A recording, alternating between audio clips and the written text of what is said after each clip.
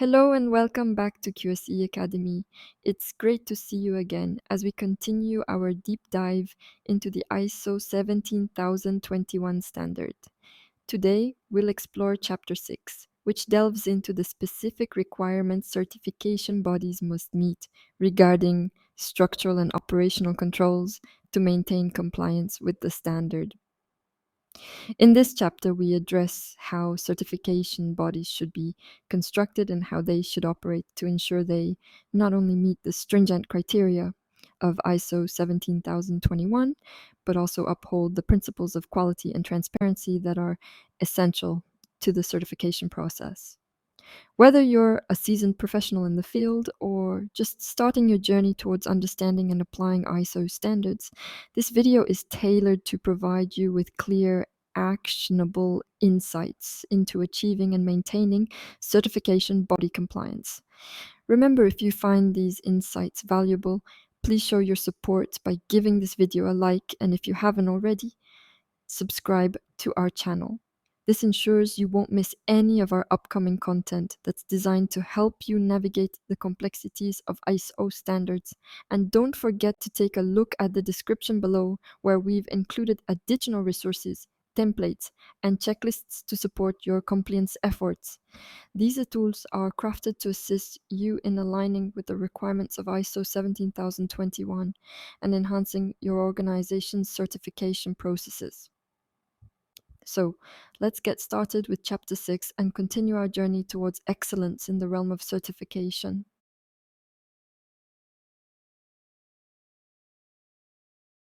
Turning our focus to the organizational structure and top management, 17021 emphasizes the importance of a well-defined organizational framework for certification bodies. It is crucial to have a detailed documentation of the organizational structure, outlining the duties, responsibilities, and authorities of management and personnel involved in certification activities. This clarity is the bedrock of a certification body's operations, ensuring that each role and function is clearly understood and properly executed. The structure of the organization must be designed to safeguard impartiality. This means that the way in which certification activities are structured and managed should eliminate or minimize potential conflicts of interest. It's not just about having a policy on impartiality. The entire operational framework must embody this principle. Additionally, identifying the individuals who make up the top management layer is essential. These are the people who have the authority and responsibility over the policies, processes, procedures, finances, development, audits, certifications, complaints, decisions, delegations, and resources. Their leadership is fundamental to driving the organization's commitment to the principles of ISO 17021. In essence, robust documentation and clear identification of the organizational structure and top management responsibilities are key for maintaining compliance with the ISO 17021. This structured approach ensures that certification bodies operate with the highest level of integrity and governance.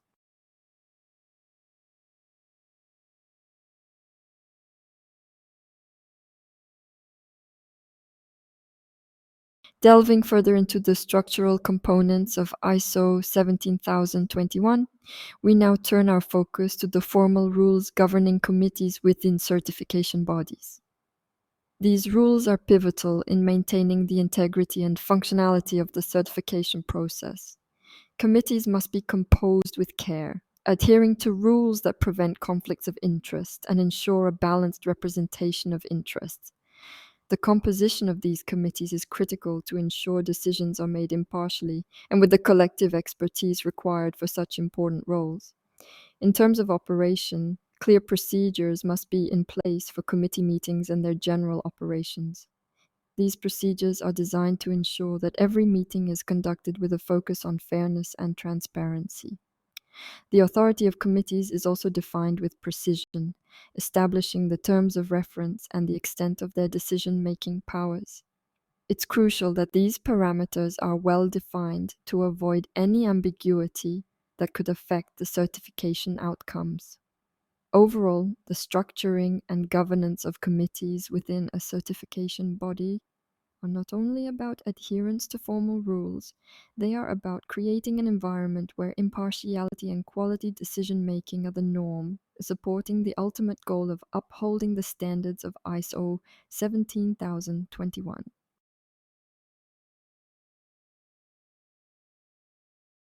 Delving further into the requirements of ISO 17021, let's focus on the control of certification activities. This is an area where structure meets function to form the backbone of a certification body's operations. Implementing a process for control is the first layer. It's about having a clear and documented approach to how certification is managed, ensuring that every step is traceable, transparent, and adheres to the set standards. This structured approach is essential for consistency and reliability in certification outcomes. Next, we consider the risk to impartiality. Every process, every decision must be scrutinized through the lens of impartiality, assessing whether there's a risk of bias and taking steps to mitigate it. It's a continuous commitment to uphold the integrity of the certification process. Control over operations ensures that the certification body's activities are conducted under established protocols, maintaining the quality and impartiality of the work. This operational oversight is a safeguard against deviations that could compromise the certification's validity. Lastly, control over personnel is about ensuring that the staff conducting the audits are not just competent, but also carry out their duties impartially, free from any conflicts of interest. Personnel are the agents of the certification body's values, and thus, their alignment with the principles of impartiality is non-negotiable. Together, these layers of control form a comprehensive framework that ensures the certification activities of a body are conducted with utmost integrity and in accordance with ISO 17021. 17021 not only establishes what controls should be in place, but also the levels and methods through which these controls are applied. At the process and technical levels, control extends over the actual procedures and operations that certification bodies perform. This is about ensuring that the methods used are in strict accordance with the laid down standards, ensuring consistency and reliability in every certification activity. When it comes to personnel competence, the standard requires that certification bodies maintain rigorous control over the skills and abilities of their personnel. It's essential that those conducting the audits are not only qualified but also continue to develop their expertise to deliver certifications that meet the highest standards of quality. Management control is the overarching layer that oversees all operations within a certification body. It's the strategic guiding hand that ensures all processes align with both the intent and the letter of ISO 17021. Safeguarding the certification body's reputation for excellence. Reporting mechanisms are another critical area of control. They provide transparency and accountability, allowing stakeholders to understand and trust the certification process. Effective reporting ensures that decisions, actions, and outcomes are recorded and communicated appropriately. Lastly, in today's digital age, control over remote access is imperative. With the increasing prevalence of virtual audits and remote work, certification bodies must ensure secure and controlled access to operations, including the handling and storage of records. Each of these control levels plays a vital role in ensuring that a certification body operates with the utmost integrity, fulfilling the stringent requirements of 17021. Diving deeper into the specifics, let's talk about the control over processes and technical areas within a certification body as outlined by ISO 17021. Control over processes encompasses everything from the initial application for certification to conducting audits and reviewing findings. This control ensures each step is performed with precision and integrity, following established protocols that reinforce impartiality throughout the certification lifecycle. In terms of technical areas, it's essential that certification bodies have defined procedures and competency criteria tailored to each technical field, whether it be quality management, environmental management, or any other area. This specialization guarantees that the certification is thorough and reflective of the latest industry standards and practices. Personnel competence is another pillar. Certification bodies must have systems in place to evaluate and assure the competence of their personnel. This ensures that those involved in certification activities are not only qualified, but also continuously improving their skills and knowledge. Control over reporting is about maintaining a transparent line from auditors to decision makers. Reporting procedures must support unbiased decision making, and any conclusions reached should be defensible and based on clear, impartial evidence. Lastly, the control over records access is critical in the digital age. Secure systems must be in place to allow for remote access to records, ensuring that oversight is possible while confidentiality and the integrity of information are preserved. This balance is key to maintaining stakeholder trust and upholding the standards of the certification process. Ensuring effective lines of management control is an intricate part of a certification body's governance. Establishing formal lines of management control creates a hierarchy that not only defines leadership, but also delineates the flow of responsibility and decision making. This structure is essential for maintaining order, clarity, and direction in all certification activities. The documentation of reporting mechanisms is equally vital. It allows for a traceable, transparent path from data collection to decision making, ensuring that each step taken is recorded and reviewable. This documentation is a testament to a certification body's commitment to impartiality and accountability. Furthermore, defining remote access controls is particularly pertinent in our increasingly digital world.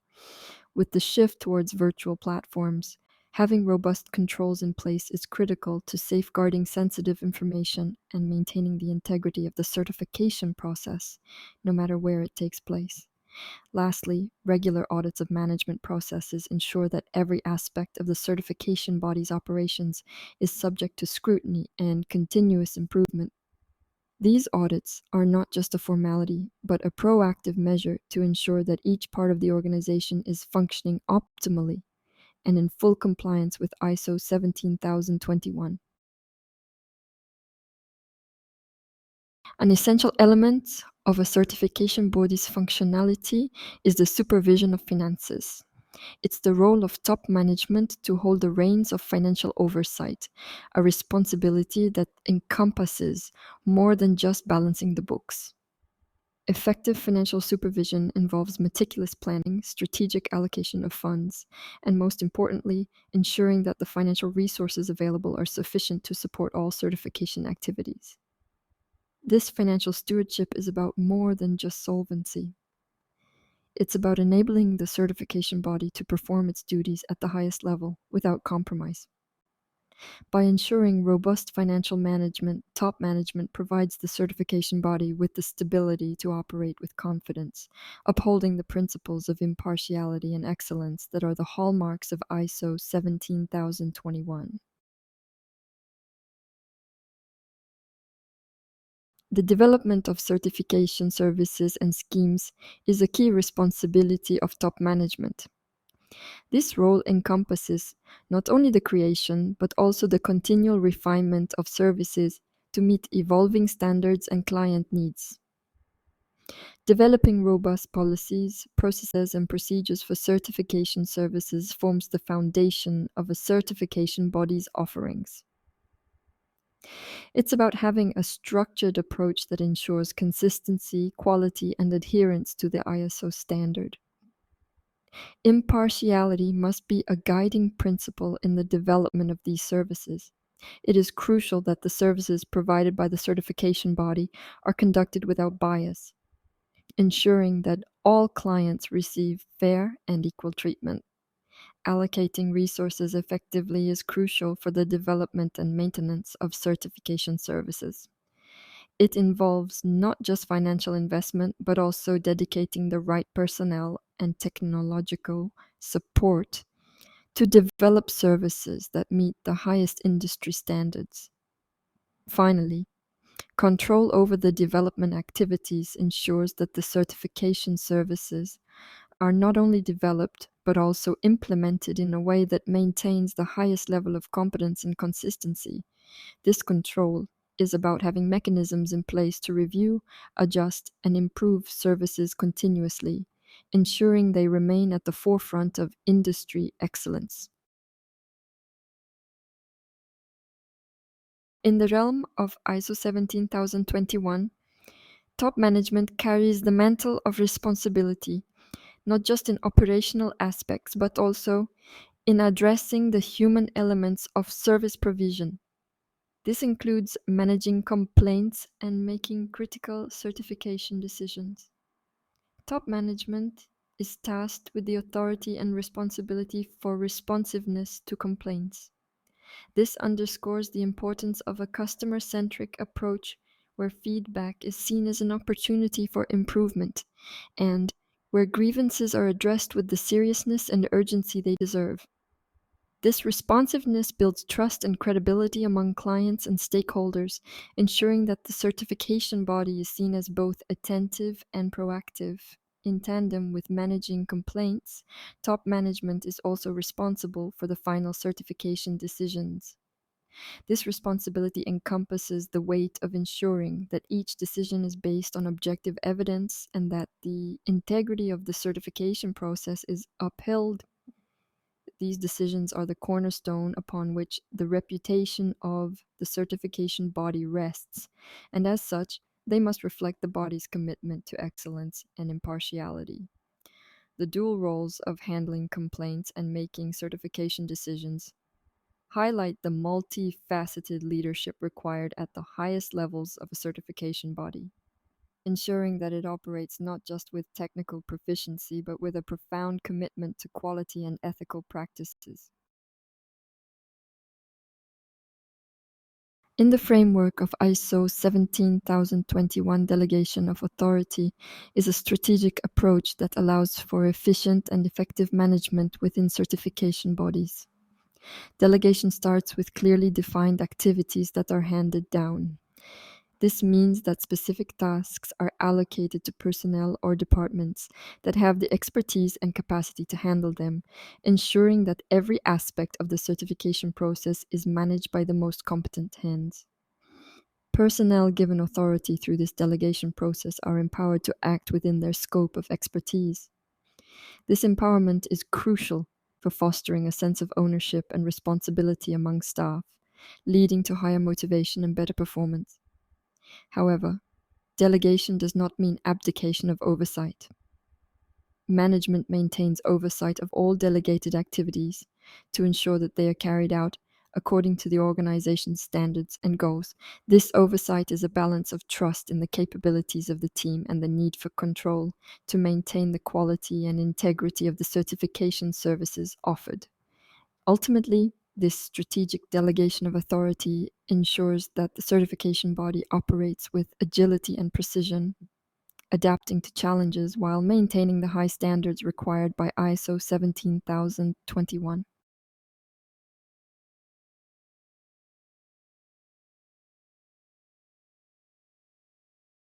Before we conclude, let's reflect on a key principle from 17021, section 6.1.2.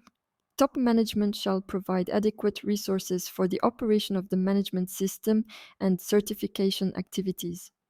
This mandate underscores the commitment required at the highest levels to ensure the effectiveness and integrity of certification processes.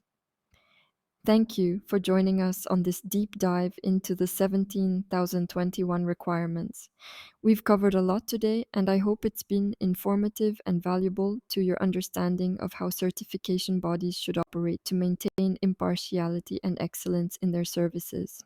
If you found this video helpful, please give us a thumbs up and subscribe to our channel. By subscribing, you'll not miss out on our upcoming video where we'll explore Chapter 7 and further unravel the complexities of 17,021. Also, for additional resources, templates, and checklists that can aid you in compliance and certification processes, be sure to check the description bar below. These tools are designed to support you in aligning with ISO standards and enhancing your quality management systems. Once again, thank you for your time today, and keep an eye out for our next video. Your engagement and feedback drive us to create content that empowers you and your organization to reach new heights of quality and compliance. So until next time, stay informed and stay compliant.